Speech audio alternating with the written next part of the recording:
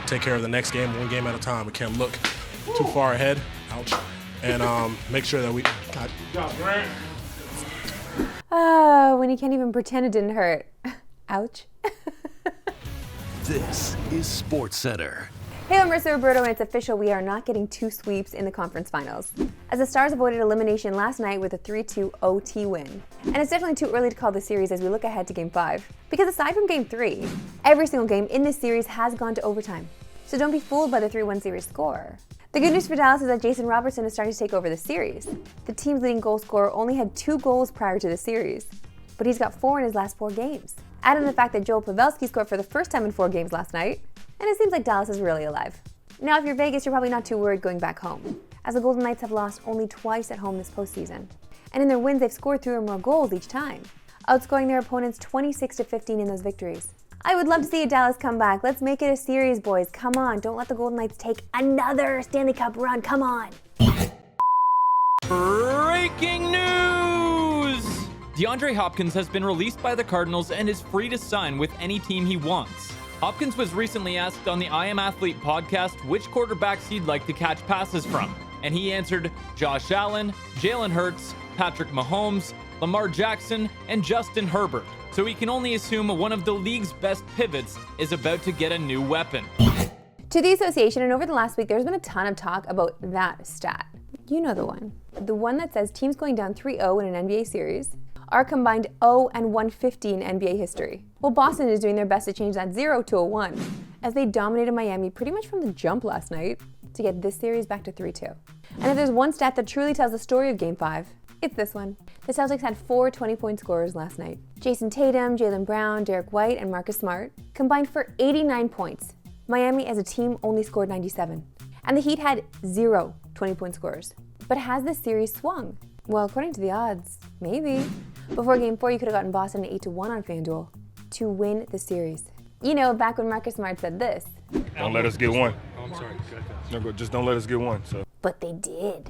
And then those odds dipped to plus 210 before Game 5. And right now, not much separates the odds between these two teams. Game 6 goes tomorrow in Miami, a game you can watch on TSN. Coverage begins at 7:30 Eastern, 4:30 Pacific.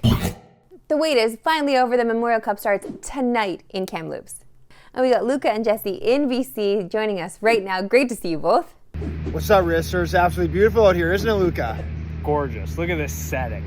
Okay, guys, who is the one player each of you are most excited to watch at the Memorial Cup? So, being a Jets guy, obviously the guy I'm looking forward to watching the most this weekend is Brad Lambert, although I do love the Peter Ropeet, so I'm looking forward to seeing all of them, especially you, Spearsy. How about you, dude? Looking forward to watching Thomas Milic. He's been unbeatable all playoffs long. See if anyone can get past him in Seattle. That's a tall task. Thanks, Mr. Tracker over there. Thank you so much for joining us. Enjoy the games this weekend. We will catch up with you both next week. Thanks, Risser. Thank you, Risser. And you can watch Memorial Cup tonight on TSN, as we've got round-robin action, as the Quebec Remparts take on the host Kamloops Blazers. Coverage begins at 8:30 Eastern, 5:30 Pacific.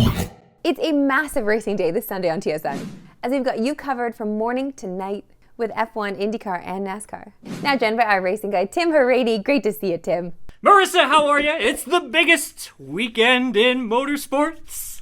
Love the enthusiasm, Tim. Let's start with F1. We were talking off air and you had mentioned that this is one of the few tracks where Red Bull won't have a distinct advantage that they usually do. Is this finally the week where we see someone other than Max or Checo win a race? Yeah, that's a great question. I mean, Monaco is one of those tracks that removes a lot of the performance differentiators like straight line speed, and it doesn't have a lot of fast corners, so really removes the aero dependency. And so what that does to a team like Red Bull, I mean, they have a lot of those advantages. Well, it takes a lot of that away and it brings them closer to the field. Now, if we look at other teams that could possibly win this thing, Ferrari springs to mind. So does Mercedes and Aston Martin. For Ferrari, Charles Leclerc has had a string of bad luck at his home Grand Prix, and you gotta think he eventually breaks that bad luck.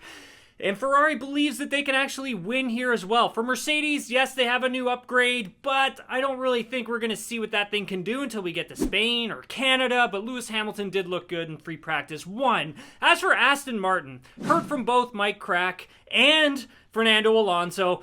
and both of them think that they can actually win here in Monaco. Their car suits the track. They're great in the braking zones. They're great at corner entry. And for Fernando Alonso, he is operating at peak Fernando Alonso. This is the best I've ever seen him drive. So if I had to put money on one driver winning the Monaco Grand Prix, it'd be Fernando Alonso. As I mentioned off the top, Sunday TSN has you covered with non-stop racing morning to night. Do you plan on moving at all from your couch? Well, unfortunately, I won't be sitting on my couch with a can of Pringles on my belly, but I will be zipping around the Sportscentre newsroom, bugging everybody doing stuff.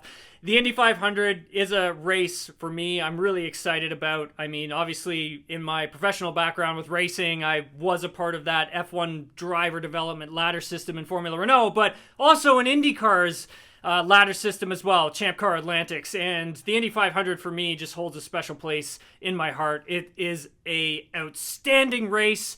I think this year anyone in the top 20 can actually win it. The biggest yacht spotted in Monaco for the Grand Prix so far is 414 feet, sleeps 26 guests and 63 crew. With 2 helipads, a basketball court, movie theater, and pool. Although why do you need a pool when you're in a yacht? You can just swim in the ocean. Like, I understand a hot tub, but why the pool? But we want to know, Tim, how many yachts that nice have you been on in Monaco? Be honest. Well, I have been on a couple yachts, but nothing like that. That's absolutely outrageous. You could live on that. Tim, thanks so much for joining us. Enjoy the races on Sunday. All right, thanks very much, Marissa. Really appreciate it. Enjoy the racing on Sunday. That's all for today. We'll see you right back here Monday. Have a good weekend.